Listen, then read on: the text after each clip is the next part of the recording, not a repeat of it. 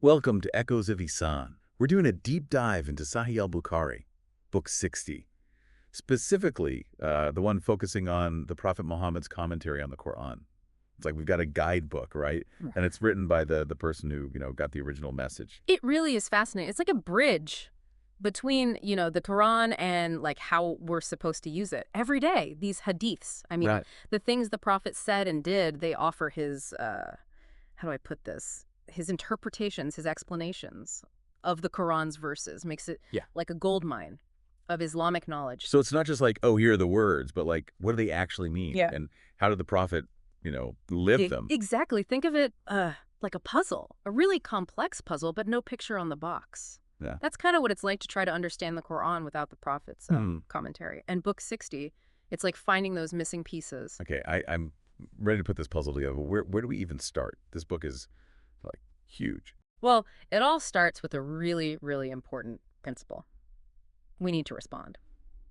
When Allah and his messenger call, Hadith number 1, it tells a story about Abu Sa'id bin Amwala. He was called by the Prophet during prayer, but he didn't respond right away. Oh, I can already see where this is going. Missing a call from the Prophet. That's a big deal. Huge. So later on, Abu Sa'id said, well, I was already praying. Like that's a good excuse. But the Prophet reminded him of that verse from the Quran. Give your response to Allah by, obeying him, and to his apostle when he calls you. Like that's how important this is. Even prayer, which is like one of the pillars of Islam, you got to drop everything to answer the Prophet's call. Wow. Okay. That's a big deal. So it's not just about like following the rules. It's about like a deeper alignment with the Quran, I guess. Now let's move on to a pretty pivotal moment in early Islam, like super important, changing the Qibla, the direction of prayer. Hadiths 15 through 19, they tell us all about it. A really significant event for the whole Muslim community. Right. I remember reading about that. So at first, Muslims prayed towards Jerusalem, right, and then they changed towards Jerusalem, following the prophets who came before. But then revelation came and said, no, face the Kaaba in Mecca.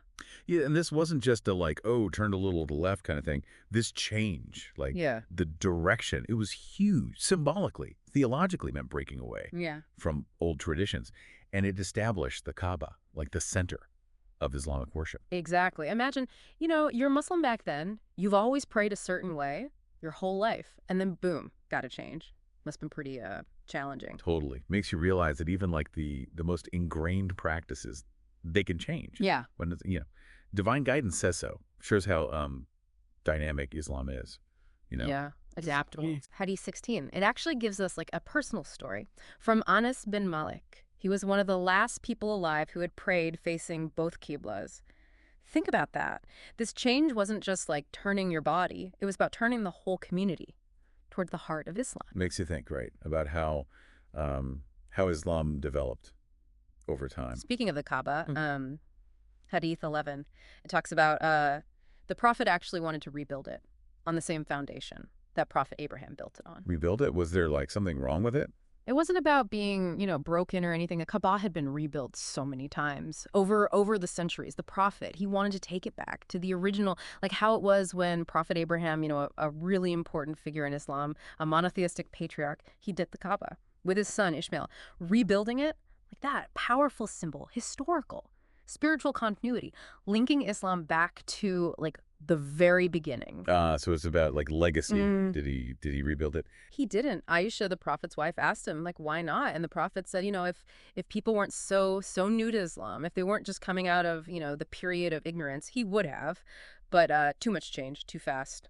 Not a good idea. Makes sense. So the timing wasn't right. It was like a strategic decision. He was wise, sensitive to like the politics of the time. Exactly. Gradual change. That's how Islamic reform works. It prioritizes, unity, understanding, instead of like forcing things and causing pushback. The Prophet understood people. This makes me think about tawaf, going around the Kaaba. Was that like part of Abraham's legacy too? Good question. That takes us to Hadith 23. It says that going around Safa and Marwa, those two hills near the Kaaba, that was a pre-Islamic custom, but then it became part of Islamic ritual after a revelation. So even stuff from like the time of ignorance, it could be like reinterpreted, given new meaning. through Islam. Exactly. It's not about erasing the past. It's about building on it, refining it with divine guidance. This is really amazing, seeing how Islam developed in those early days. I mean, we've already talked about responding to the Prophet's call, changing how you pray, even incorporating old traditions. It seems like understanding, the context, the when and the why of the revelation. That's key to really getting it. Yeah, and we've only just started. There's so much more to uncover. So let's look at something else. Another really important part of Islamic teachings, this balance between justice and forgiveness. There's a story, Hadith 27, really illustrates it, about Arubai, Anas bin Malik's aunt. She accidentally broke a young girl's tooth. Oh, wow. That's got to be a tricky situation, especially back then, with tribes and honor and everything. I bet that could have turned into a whole big feud between families. Right. Absolutely. Could have been bad. And that's why Islamic law is so important. It's about fairness, stopping revenge from, going on and on. So the girl's family, they demanded qisas, which was their right. Qisas. Isn't that like the an eye for an eye thing? Sounds kind of harsh. It is, but it had a purpose. It was a deterrent, like if you do something bad will happen to you. It kept people in check. And it also, it prevented things from getting worse. But the Prophet, he always emphasized forgiveness too. So did they forgive her, Arubai? They did, and that's what's so powerful about this story. Even when you want justice, compassion can win. The Prophet even said, some people, when they swear an oath, Allah makes it happen, like it's that powerful. So the family, they had every right to demand qisas, but they chose to forgive. That's true Islamic character. It really shows that, even when things are tough, there's conflict. Islam values forgiveness so much. It's not just about punishment, it's about healing, making things right. Now, let's talk about fasting, specifically the story of Ashura. Fasting on the 10th of Muharram, Hadiths 28 and 31. They tell us about it. I've heard of Ashura, but I don't really know, where it comes from or how it fits into Islam. Well, people fasted on Ashura, even before Islam. Some say it was to remember Prophet Moses and the Israelites, when they were saved from Pharaoh. When the Prophet Muhammad went to Medina, the Jewish community there, they were fasting on that day.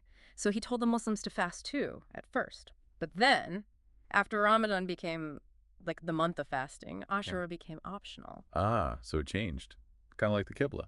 Yeah. Because of, Revelation, showing us how Islamic practices, they evolved. Exactly. It shows how dynamic Islamic law is. Things change. Based on what Allah reveals, Ramadan becoming the month of fasting, well, that took precedence over Ashura. It's amazing seeing how the Qur'an and the Prophet's teachings, they shaped, refined things, built upon what was there before, but also introduced new things, new ways to worship, new ways to be spiritually disciplined. Right. And this whole process, understanding and refining things. Hadith 35 is a great example. It shows us how the early Muslims, how they understood fasting during Ramadan. I always love hearing about the early days of Islam, how they figured things out, how they lived. Well, it seems like when the command to fast during Ramadan came, some Muslims, they were so eager. They went all out. They didn't even, they abstained from, intimate relations with their spouses the whole month. Wow. That's serious dedication. Shows how sincere they were. Yeah. Even if, they didn't fully understand everything yet. It's a good reminder that faith is a journey. We're always learning, always refining. Absolutely. But it shows why it's so important to, ask questions. Yeah. Make sure we understand the details, the nuances of what we're taught. So then a new revelation came, and it clarified that, intimate relations, they were allowed at night during Ramadan. So through revelation, Allah gave more specific guidance. He understood, human needs and limitations. This whole process of learning, adapting, and recognizing that our understanding changes, that's a big part of Islam. Exactly. We need to keep learning, keep growing. Our understanding deepens over time. It's also, about Allah's mercy. He guides us step by step. He gives us clarity, reassurance as we, trying to figure out this whole faith thing. Speaking of clarity and understanding, let's look at Hadiths 36 and 37. They're about how to interpret the Qur'an. I love those moments when, a verse just clicks. Yeah. You're like, that's what it means. Like finding hidden treasure. So these hadiths, they're about this phrase, white thread distinct from the black thread.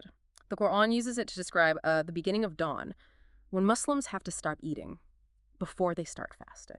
I can just imagine people, back then, taking this literally, holding up two threads, like, is it time yet? Is it time yet? You got it. And that's exactly what Adi bin Hatim did, a companion of the Prophet. He took a white rope and a black one, and he kept looking at them all night long, trying to see when they, separated, couldn't figure it out. So he did what any smart person would do.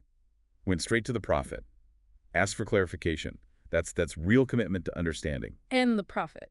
He was so wise and funny, too. He said to Adi, "Your pillow must be pretty wide if you've got the white thread of dawn and the black thread of night under it." Uh-huh.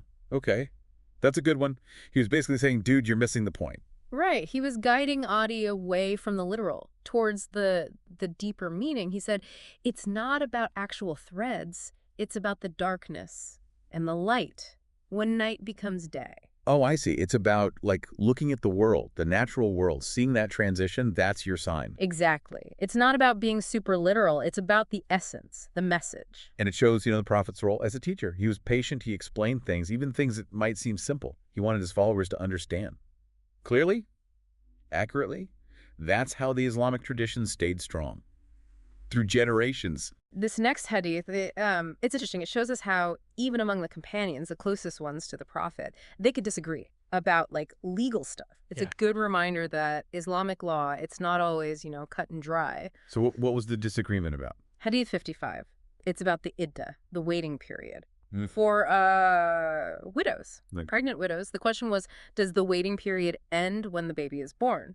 Or is there a set time? That's a big deal. I mean, it affects so much. A woman's rights, her future, even inheritance. It's got to be clear. Absolutely. And in this hadith, we see two big companions, Abdurrahman bin Abu Layla and Ibn Masud. They disagreed. Abdurrahman, he seemed to think there should be a set time. But Ibn Masud, he said, no, it ends with childbirth. He even mentioned Surat at-Talaq, that part of the Qur'an that came later, seemed to clarify things. And remember, the Qur'an, over time, it addressed a lot of these social issues, practices, sometimes, changing or clarifying things.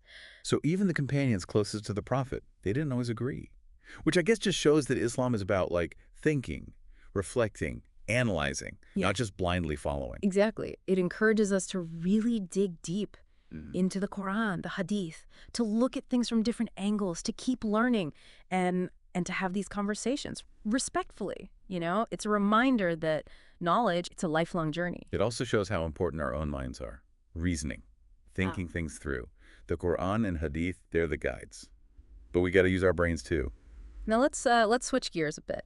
Hadith 71. This one is about good and evil, how they affect us as humans. I've always been interested in how different religions, how they explain those big questions. What does this Hadith say? Well, it says that every baby, when they're born, Satan touches them, like a symbolic touch, meaning that from the very beginning we're vulnerable to evil, to temptation, whispers. It's this constant struggle, good versus evil, throughout our lives. Wow. That's a pretty intense image. Evil's always there, waiting. But there's an exception. Mary and her son, Jesus, they weren't touched, showing, their special status, divine protection. Right. So it's evil is there, but there's also divine help, protection, if we seek it. And that leads us to tawakkul, reliance on Allah, trusting in Him. Hadith 87, the story of Prophet Abraham. Oh, yeah, when he's thrown into the fire. That story is epic. What does it teach us about tawakkul? So they wanted to burn Abraham alive because of his faith, And even as they were throwing him into the flames, he said, Allah is sufficient for us. He is the best disposer of affairs. Complete trust, surrender. That's tawakkul. Wow, wow. Even in that moment, facing death, he didn't waver. Tawakkul, it's not about being passive, It's about trying your best, but knowing that ultimately Allah is in control. It gives you strength when things are hard. This deep dive is really bringing these stories to life. It's not just history, it's wisdom, timeless wisdom that we can use today. Let's keep going. Hadith 88. It uses some really powerful imagery to show us how important it is to, help others, especially those in need. I love how the Qur'an and Hadith, they use stories, symbols, to teach us moral lessons. What's this one about? Okay, so it's the Day of Judgment. Right. And people who didn't pay zakat, their wealth, it turns into a poisonous snake, like a symbol of how bad it is to hoard your wealth, to ignore people who are suffering. That's a scary thought. But it makes sense. Our wealth, it's not really ours, it's a gift. We have to use it wisely. Right. It's a trust from Allah, and we'll be held accountable. Now, let's go to a quieter scene. Hadith 94. It's a glimpse into the Prophet's life, his devotion to prayer. Those personal stories are so powerful. They show us how to, actually live Islam, not just talk about it. So one night, Ibn Abbas, the Prophet's cousin, he saw him praying, like really intensely. The Prophet was doing sets of 2 rak'ah, the units of prayer, and then he finished with the vint, the optional prayer you do at night. He was going above and beyond. Even the Prophet, who received revelation from Allah, he still prayed so much. It shows us that, we should always be seeking that connection with Allah through prayer. It's a beautiful example. Now, Hadith 106. This one is about the Prophet's humility and his love for the Qur'an. I love hearing about the Prophet's character, how he interacted with people. It's so inspiring. So the Prophet asked Abdullah bin Masud to recite the Qur'an to him. Abdullah was known for his beautiful recitation, but he was surprised. He was like, but you're the one who received the Qur'an. And the Prophet said, I love to hear it from others. That's so beautiful. He loved the Qur'an so much. Even though it was revealed to him, he still found joy in hearing it from others. The Qur'an has that power to move you. No matter how many times you've heard it, we should never stop engaging with it. So as we wrap up this deep dive into Book 60, we come to a really comforting message. The Prophet's intercession. On the Day of Judgment, it gives us hope. Hadith 226. It describes that day, how other prophets will be asked to intercede for their followers. But they'll refuse. They'll say they're not worthy. But then the Prophet Muhammad will be asked, and he will intercede for those who believed in him, followed his teachings. That's such an important part of Islamic belief. It shows how much the Prophet loves his community and his status with Allah. It's comforting, knowing that even on that day, he'll be there for us. The Hadith even describes the gates of paradise, how huge they are, the distance between them, like the distance between Mecca and Busra, a city in Syria. Paradise is immense, but it also reminds us that there will be challenges on that day. But the Prophet will be there, interceding for us. What a beautiful thought. And with that, we finish our exploration of Sahih Bukhari, Book 60. It's been an amazing journey, learning about the Prophet's commentaries, understanding Islam more deeply, and finding guidance for our lives. We've covered so much, how practice has changed, the importance of knowledge, justice and forgiveness, tawakkul, the power of the Qur'an, and the hope of intercession. This book is truly a treasure. And to our listeners, we ask you this. How do these hadiths speak to you? How can they guide you on your own journey of faith? We encourage you to explore Sahih Bukhari, discover its wisdom, and let its teachings light your way.